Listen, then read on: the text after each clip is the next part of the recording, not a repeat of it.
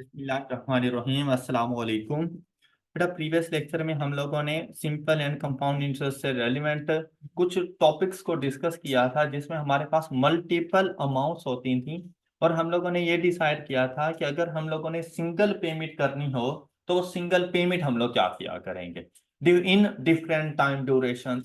तो सिंपल सा वे है इसका कि आप लोगों ने देखना है मैंने कौन से टाइम ड्यूरेशन की अमाउंट फाइंड करनी है, अपने आप को वहां पे कंसीडर करना है फिर। और उससे पहले अगर कोई अमाउंट्स हैं तो उनके ऊपर फ्यूचर वैल्यू का फार्मूला लगा दो। उसके बाद की कोई अमाउंट्स हैं उनको अपनी तरफ लेकर आना है तो उसके ऊपर प्रिंसिपल अमाउंट का फार्मूला लगा देना है। अब डिपेंड करता है कि फ्यूचर या प्रिंसिपल कौन सा। तो रेट ऑफ इंटरेस्ट से पता चल जाएगा कि रेट ऑफ इंटरेस्ट के साथ अगर कोई कंपाउंडिंग फैक्टर है तो फिर कंपाउंड इंटरेस्ट वाले फ्यूचर एंड प्रिंसिपल अमाउंट के फार्मूलाज। अदरवाइज सिंपल इंटरेस्ट जाके यूज कर लेंगे हम लोग। आज इसी टॉपिक को हम लोग थोड़ा सा आगे लेके चलते हैं कि प्रीवियस लेक्चर के अंदर हम लोगों ने देखा था कि सिंगल पेमेंट में हम लोग रीपेमेंट कर रहे थे। थ्री डिफरेंट डेट्स थे हमारे पास और उसको जब हम लोग पे करने के लिए जाते थे तो हम लोग सिंगल पेमेंट कर रहे होते थे। आज हम लोगों ने ये देखना है कि जितने मर्जी डेट हों हम लोग टू इंस्टॉलमेंट्स में पे करेंगे और वो टू इंस्टॉलमेंट्स इक्वल भी हो सकती हैं, उनमें कोई ना कोई चेंज भी हो सकता है। तो क्वेश्चन में ये बात आपको बताई जाएगी। इंस्टॉलमेंट्स कब कब पे करनी है ये बात भी क्वेश्चन में बताएंगे कि आपने इंस्टॉलमेंट्स की डेट कौन कौन सी हैं। सबसे पहले हम लोग क्वेश्चन के लिए एक टाइमलाइन बनाते हैं।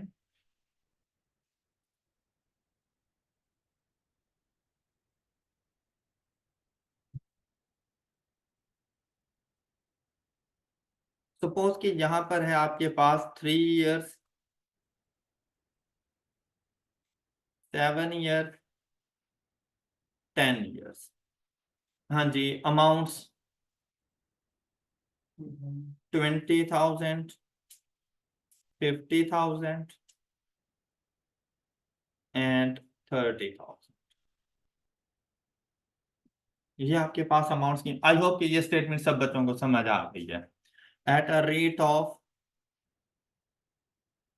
10%, और कंपाउंड इंटरेस्ट से जब करेंगे तो at a rate of 10% compounded semi annually. All right.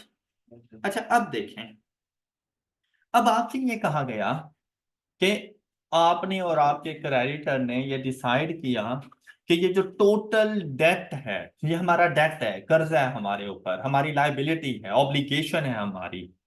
तो कोई भी वर्ड यूज कर सकता है।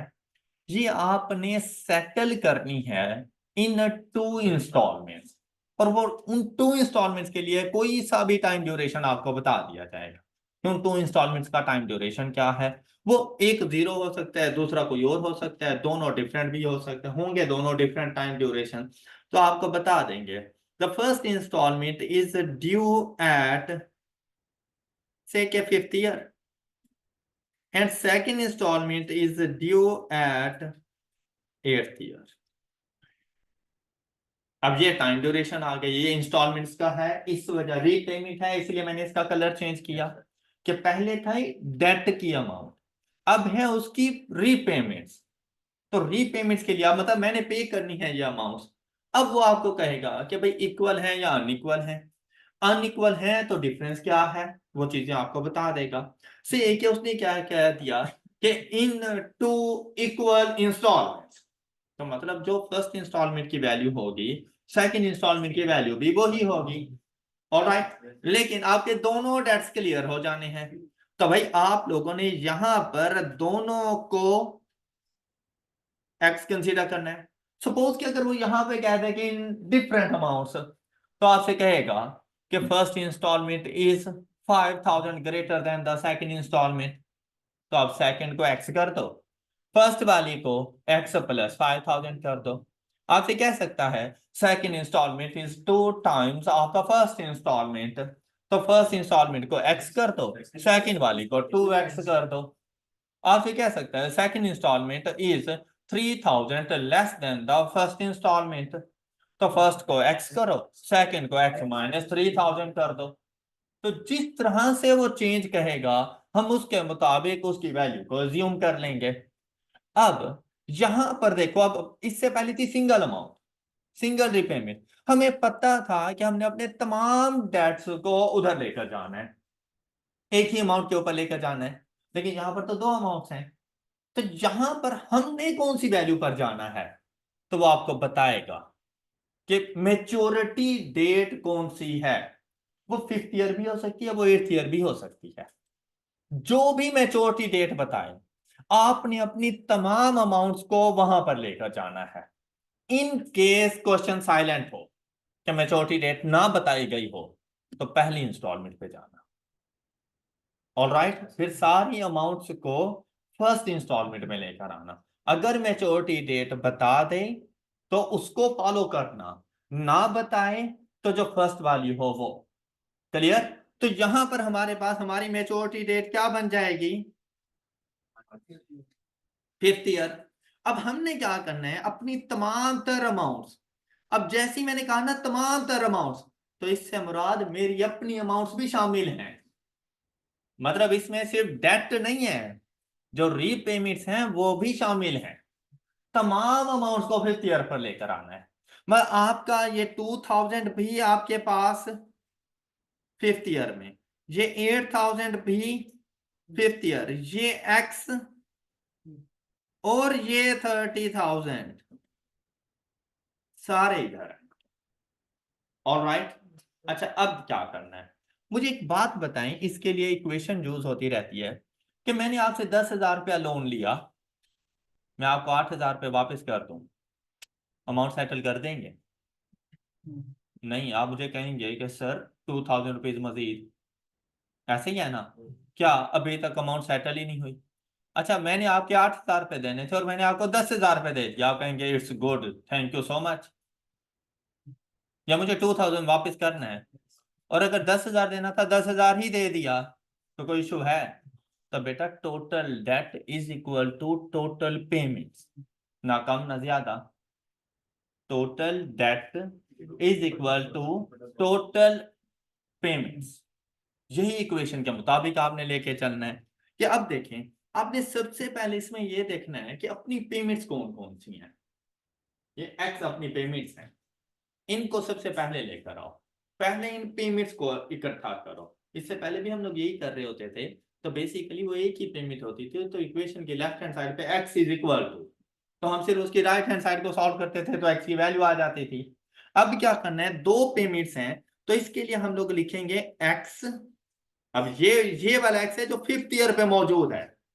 अब ये तो अपनी जगह पे ऑलरेडी मौजूद है, ये तो दूसरों का इस्तकबाल करने के लिए खड़ा हुआ है, तो इसके साथ ना कंपाउंडिंग फैक्टर ना ही डिस्काउंटिंग फैक्टर। क्लियर? और इसमें क्या ये सिंगल पेमेंट है आपकी? नहीं, एक और भी है, तो अपनी पेमेंट्स में पेमेंट्स को ऐड करें।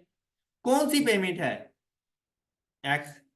तो मुझे ये बताएं कि क्या आज के 5,000 रुपये 2 साल बाद के 5,000 रुपये के इक्वल होंगे? नहीं, बिल्कुल भी नहीं। कहने को 5-5 हजार है, लेकिन ये जो हमारे पास है टाइम वैल्यू ऑफ मनी, इसको बोला जाता है टाइम वैल्यू ऑफ मनी। के वक्त के साथ साथ today's 1 rupee is not equal to tomorrow's 1 rupee.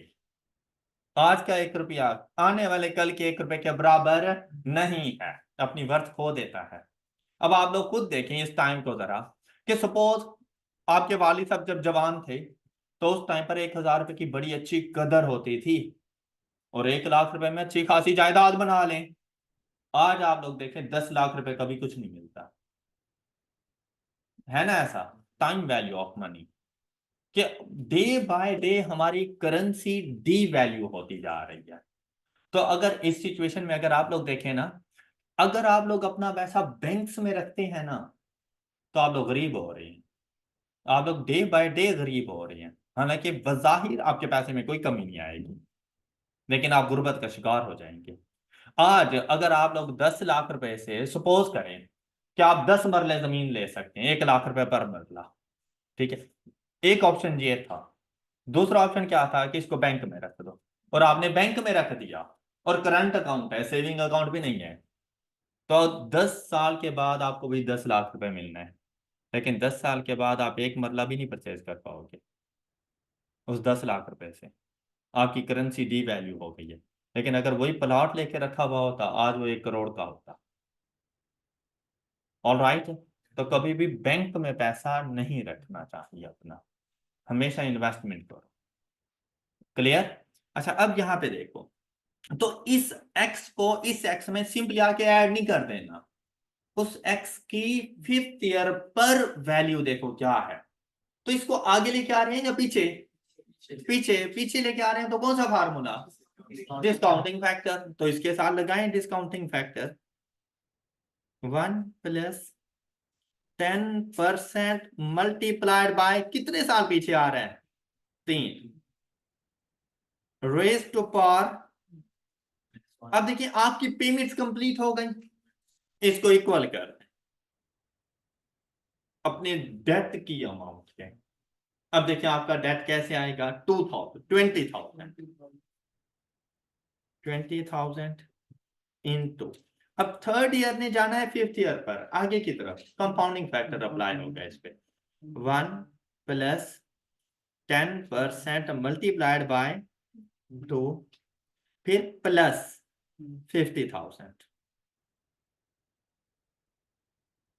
Into, हाँ जी, इसके ऊपर डिस्काउंट कितने अरसे के लिए?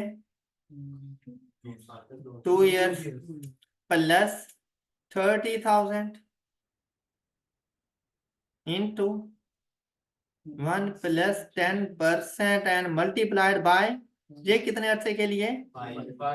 5 ईयर्स के लिए। कौन सा फैक्टर? तो -1। ऑलराइट।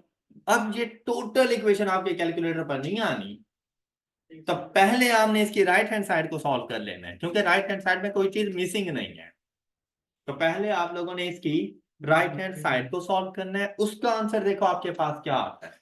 फिर इसको लेफ्ट हैंड साइड के इक्वल रख के एक्स की वैल्यू जाके फाइंड करनी है आप लोगों ने। देखिए फिर राइट हैंड साइड का आंसर आपके पास क्या आ रहा है?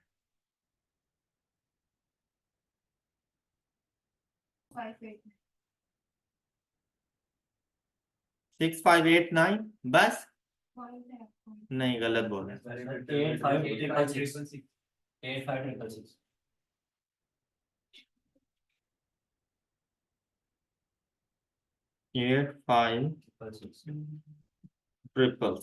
अब इसके साथ ना राइट हैंड साइड को इकट्ठा करके is equal to 85,666 shift solve is equal to, तो वहां से देखो आपके पास एक्स की वैल्यू आ जाएगी।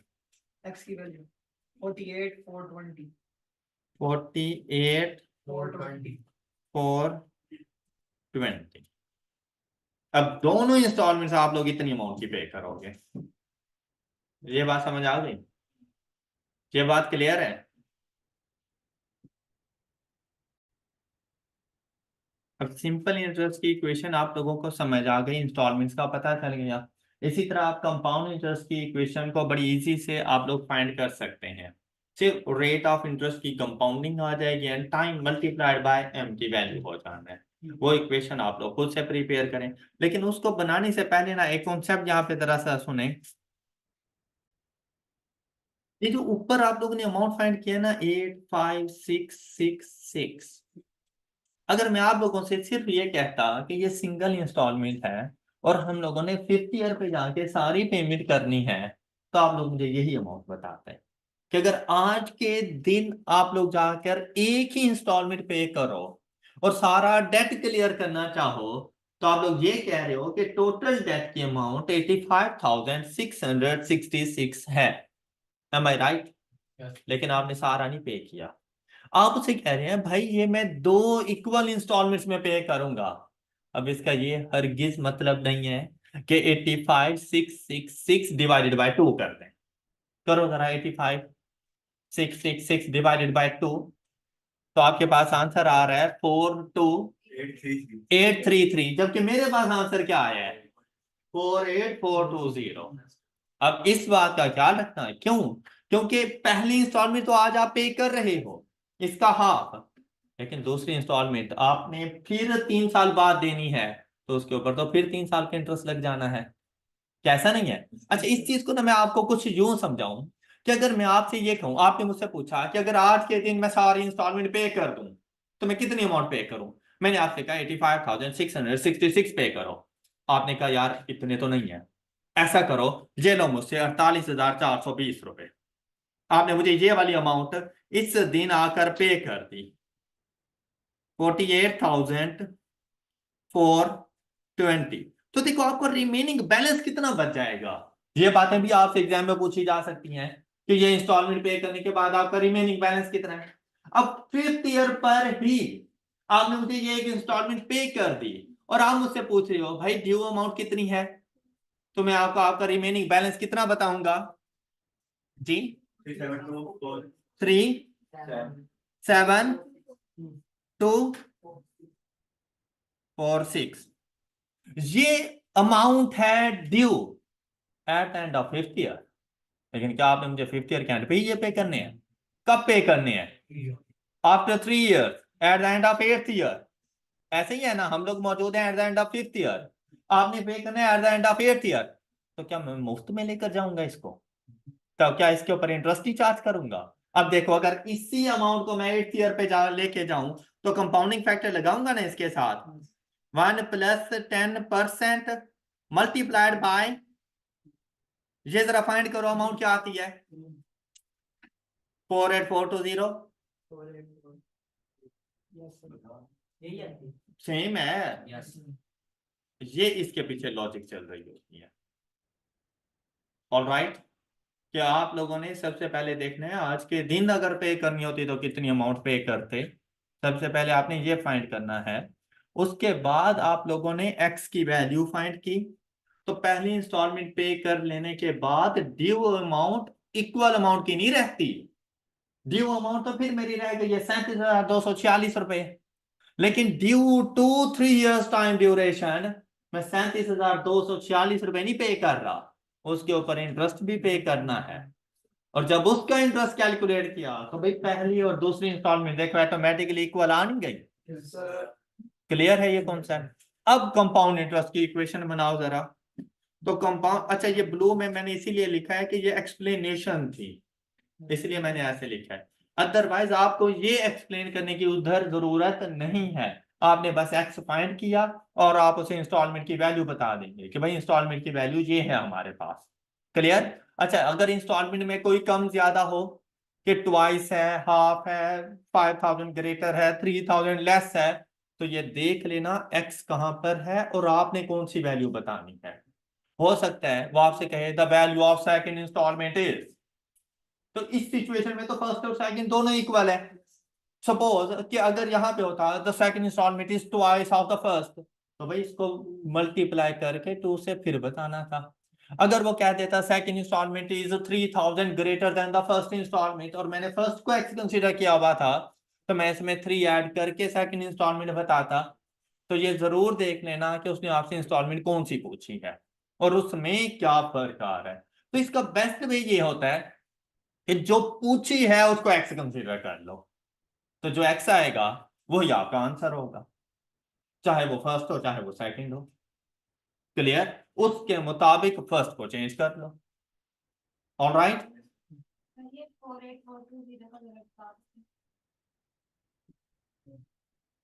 ये ऐसे आया x + x into 1 + 10% multiplied by 3 raise to power -1 is equal to 8।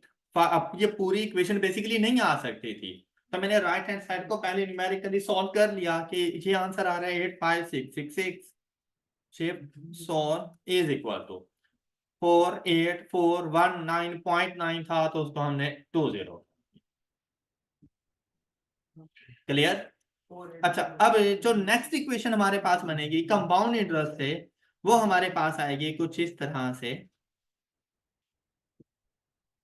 आप लोगों ने कैलकुलेट कर ली? अच्छा अब देखिए इसको हम लोग लिखेंगे x + x into 1 + 10% divided by 2, क्योंकि कंपाउंडिंग सेमी एनुअल था, raise to power 3 multiplied by is equal to 20,000 into 1 plus 10% by 2 raised to power 2 multiplied by 2 plus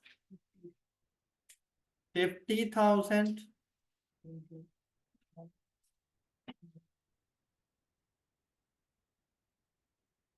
raised to power minus 2 multiplied by 2 plus into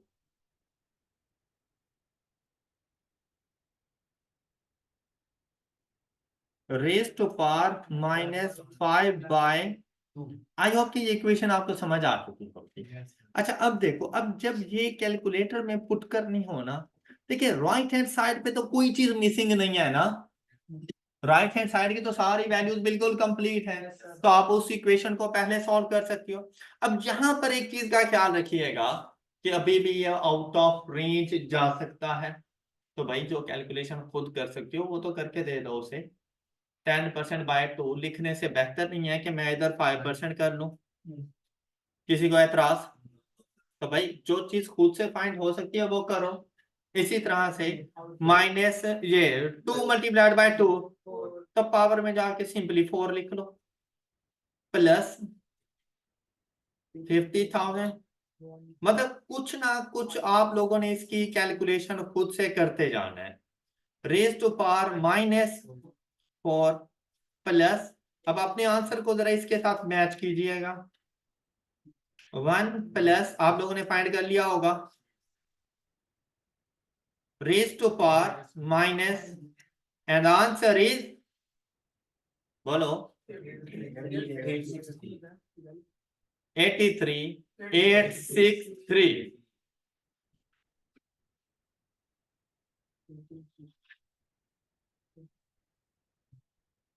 अब जाकर ही हम टिक कर दें इसको, ऐसा ही है?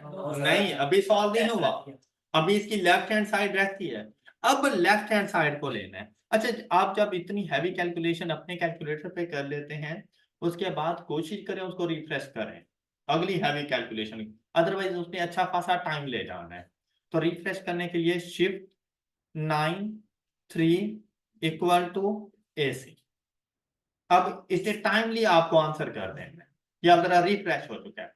अच्छा अब देखें यहां पर, अब इसे क्या लिखेंगे, x plus x into 1 plus 5% raise to power minus 6 is equal to 83,863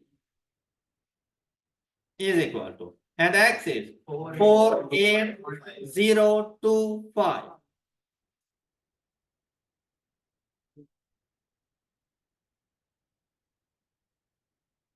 और आपका क्वेश्चन सॉल्व हो गया।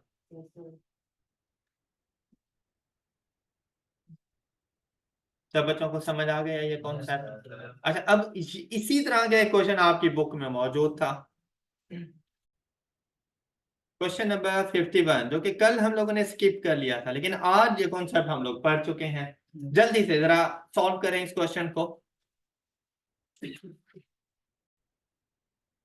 और इस क्वेश्चन का आंसर आप लोगों के पास आया होगा ऑप्शन बी 3034। अच्छा पॉइंट के बाद थोड़ी बहुत डेविएशन चल जाती है, इवन के 3435 हो जाता है, 3433 हो जाता है, तो फाइनेंस में इतनी बहुत आप लोगों ने राउंडिंग ऑफ का डिफरेंस जरूर रखना है कि जो क्लोज वैल्यू हो ठीक हो, मोस्टली आपके पास एक्यूरेट आंसर आएगा।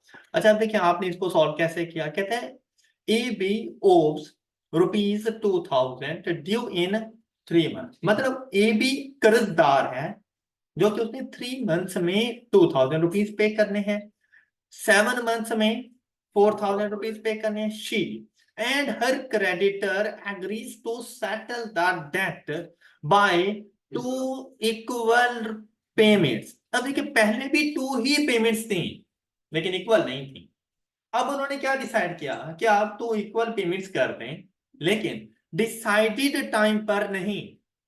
अब पहली इंस्टॉलमेंट कब करनी है, 1 in 5th month and the other in 11 months। फिर क्या कहते हैं, what will be the amount of each payment if one is worth। अब देखें बेटा, यहाँ पर किसी किस्म की कोई कंपाउंडिंग की बात नहीं है। ये वाला क्वेश्चन सिंपल कंपाउंड इंटरेस्ट दोनों में पूछा जा सकता है। उसका ताल्लुक टाइम ड्यूरेशन से नहीं होता कि टाइम इन मंथ्स है तो कंपाउंडिंग मंथली होगा, और ऐसी कोई बात नहीं है। सिंपल हो चाहे कंपाउंड हो, टाइम ईयर्स में भी हो सकता है, मंथ्स में भी हो सकता है, डेज में भी हो सकता है, कोई फर्क नहीं पड़ता। हमें या तो क्वेश्चन बताएगा या रेट ऑफ इंटरेस्ट बताएगा। तो रेट ऑफ इंटरेस्ट के साथ कहीं पर कंपाउंडिंग की कोई बात नहीं थी, ना ही क्वेश्चन में बताया गया था कि यूजिंग कंपाउंड इंटरेस्ट। तो आप लोगों ने फिर सिंपल इंटरेस्ट पे रहना है। और फिर देखें यहाँ पे, अब दो वैल्यूज थी, तो मैंने आपको समझाते हुए कहा क्वेश्चन में बताएगा कि मैच्योरिटी डेट कौन सी है, ना बताए तो फर्स्ट बार, ऐसे ही है ना। तो उसने यहाँ पर आपको बता दिया the maturity date is 5 months, 5th month। तो आपको अब आपको ये बात भी क्लियर हो गई। इट मींस दैट आपने अपनी तमाम तर अमाउंट्स को 5th मंथ पे लेकर आना है। अब उसके लिए वैसे तो टाइमलाइन बना लेना बहुत अच्छी बात है, लेकिन अब वो था कॉन्सेप्ट्स को सीखने के लिए। अब टाइमलाइन सिर्फ आपके माइंड में हो और आपके कैलकुलेटर पर आपकी सिर्फ इक्वेशन चल रही हो, ऑलराइट। अब आपने ऐसी प्रैक्टिस करनी है, मतलब आपने ये देखते हैं कि भाई पहली इंस्टॉलमेंट तो मेरी एक्स पर आ गई, 5th पर आ गई, और वो एक्स रुपीस है, इक्वल है दोनों। फिर दूसरी इंस्टॉलमेंट भी मेरे पास एक्स है, लेकिन मैंने इसको 11 मंथ से 5th मंथ पर लेकर आना है।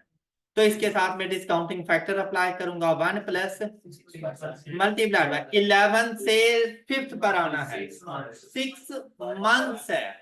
तो मंथ्स को ईयर्स में कन्वर्ट करो, क्योंकि मेरे पास अगर ये रेट ऑफ इंटरेस्ट होता ना पर मंथ, तो फिर मल्टीप्लाई बाय 6 कर लेता, कोई फर्क ही नहीं पड़ना था, क्योंकि दोनों सिमिट्री पे थे। अब यहां पर rate of interest per year है, ना बताया जाए तो पर एनम होता है। रेट ऑफ इंटरेस्ट ना बताया जाए तो पर एनम होता है, एनुअल रेट ऑफ इंटरेस्ट होता है। जब रेट ऑफ इंटरेस्ट एनुअल है तो टाइम इन ईयर्स होना चाहिए। तो मेरे पास तो 6 मंथ्स है, तो मैं क्या करूंगा, मल्टीप्लाइड बाय 6/12, और इसके साथ कंपाउंडिंग फैक्टर या डिस्काउंटिंग, डिस्काउंटिंग रेस्ट पार। अब ये आपकी पेमेंट्स कंप्लीट हो गई, इज इक्वल टू डेट। पहला डेट क्या है, तो आपने लिखना था 2000 इंटू 1 प्लस कितने टाइम पर है, 3 मंथ्स पर है, 5th मंथ पर लेकर जाना है, तो 2 मंथ्स का टाइम ड्यूरेशन मल्टीप्लाइड बाय, अब इसने आगे जाना था तो compounding factor plus 4000 into 1 plus 6%। ये 7 मंथ्स पे था, 7 से 5th पे आना है, वापिस आना है फॉर 2 मंथ्स, तो टाइम 2/12 रेज टू पावर। अब जैसे ही आप ये वाली इक्वेशन अपने कैलकुलेटर पे बताएं, आपके पास x की वैल्यू आ जाएगी 3034.3। Alright, any issue? I hope कि आपको ये वाला कॉन्सेप्ट अच्छे तरीके से समझ आ चुका है। अच्छा, इसी के साथ एक और छोटा सा कॉन्सेप्ट आज हम लोग डिस्कस करते हैं।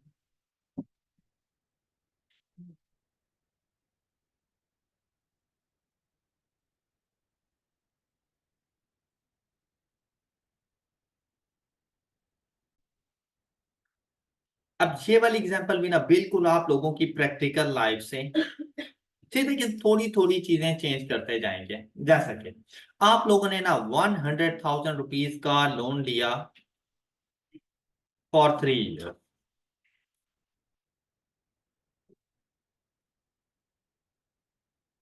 एट अ रेट ऑफ, बताएं कितने रेट ऑफ इंटरेस्ट पे लिया, 12% पर, 12%। ऑल राइट, और कंपाउंडिंग में जब हम लोग जाएंगे तो 12% कंपाउंडिंग क्वार्टरली कर लें। अच्छा, अब बात सुने, अगर ये बात होती ना सिर्फ इतनी a loan of rupees 100,000 at a rate of 12% payable at the end of third year. What's the amount? तो सिंपल सा क्वेश्चन था, कोई मुश्किल बात थी ही नहीं इसमें। 100,000 की सिंपली जाके फ्यूचर वैल्यू फाइंड करके वो 3 ईयर तो बता देते, ऐसे ही था ना। लेकिन ऐसा नहीं हुआ। अब क्या हुआ, आपने 3 इयर्स के लिए लिया लोन कि टोटल अमाउंट थर्ड ईयर में पे हो जाएगी, लेकिन इसके लिए आप लोगों ने थोड़ी थोड़ी पेमेंट्स कर दी। मतलब फर्स्ट ईयर के एंड पर आपने एक पेमेंट कर दी उसको 30,000 रुपीज,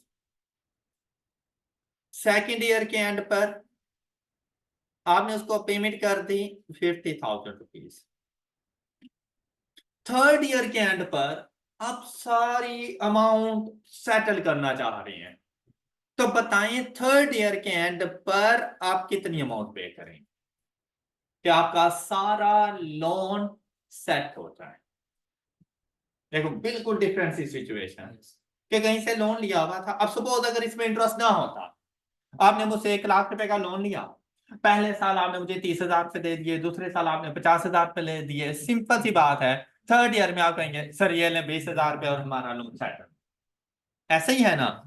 यहां पर जब इंटरेस्ट शामिल है 12% के हिसाब से, तो थर्ड ईयर के एंड पर मैं अब कितनी अमाउंट पे करूं कि मेरा सारा लोन सेट हो जाए।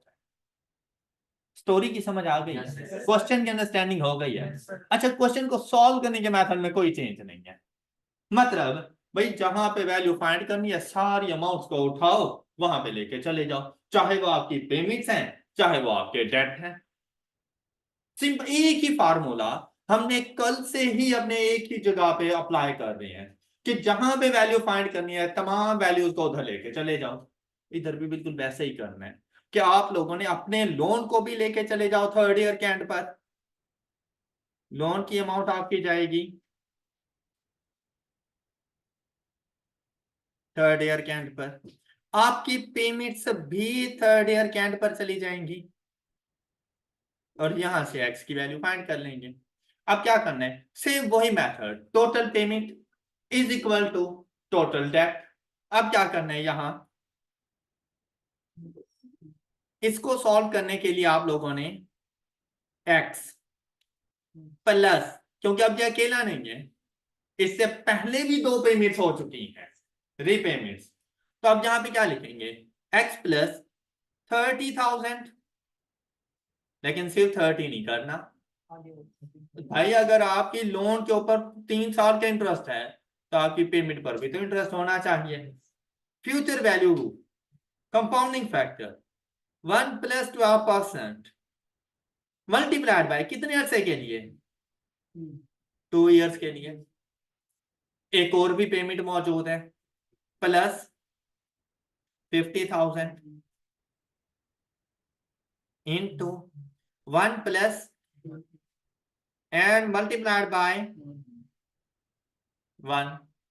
अभी आपकी टोटल पेमेंट्स आ जाएंगी। इनको इक्वल टू होना चाहिए किसके, date.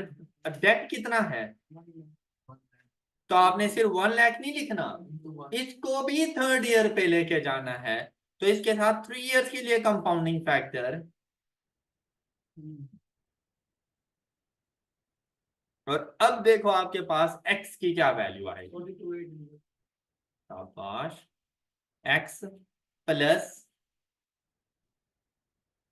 30,000 into 1 + 12% multiplied by 2 plus 50,000।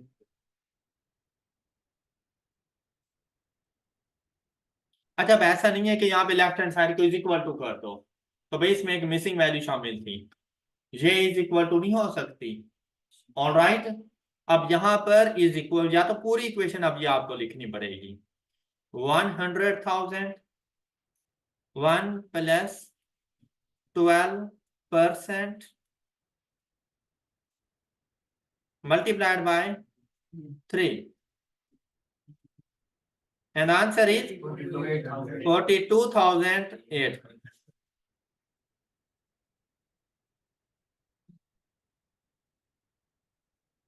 अब थर्ड ईयर के एंड पर आप जाकर उसे 42,800 रुपीज पे कर दो तो आपका सारा डेट क्लियर हो जाए।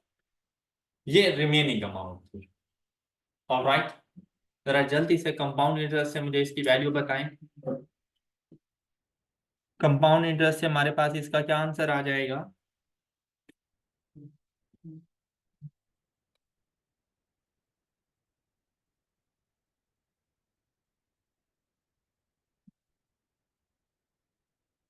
Twelve percent.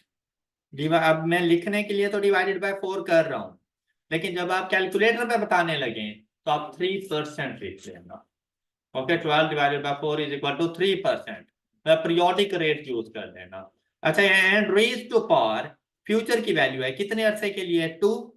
तो 2 मल्टीप्लाइड बाय 4, तो आपने कैलकुलेटर पे ये 8 लिख लेना है। Alright,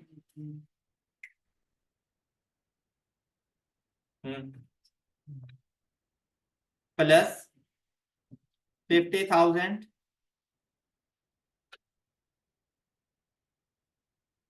1 plus 12% by raised to power 1 multiplied by 4 is equal to 100,000 1 plus 12% by 4 raised to power, and the x is 48,297,298. 48 298. 298। ये आपके पास आंसर आ जाएगा। आई होप कि आपको यहाँ तक के सिंपल एंड कंपाउंड इंटरेस्ट के तमाम कॉन्सेप्ट्स क्लियर हो चुके होंगे। अब एक तो हमारे कॉन्सेप्ट्स रहते हैं जो हम लोगों ने डिस्कस करने हैं, और उसके बाद हम लोग प्रैक्टिस क्वेश्चन की तरफ आ जाएंगे और हमारे ये चैप्टर तकरीबन कंप्लीट होने वाला है। That's all for today. अपना बहुत सा ख्याल रखिए, नेक्स्ट लेक्चर में मिलेंगे। अल्लाह हाफिज।